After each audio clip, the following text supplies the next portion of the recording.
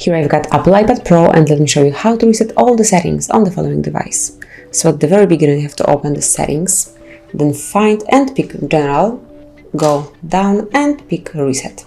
Here you will notice Reset all settings. It's the first tab. Simply click on it and now confirm that you would like to perform it. Click on Reset and just confirm one more time, because this operation cannot be undone and it will reset all the settings. However, your data or media will not be deleted. If you truly want to do it, click on Reset and wait a couple of seconds until your device will wipe all settings and then reboot into normal mode back.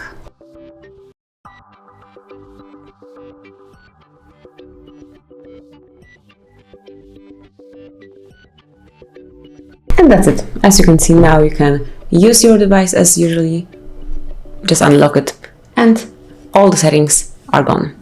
Thank you for watching. Please subscribe our channel and leave the thumbs up.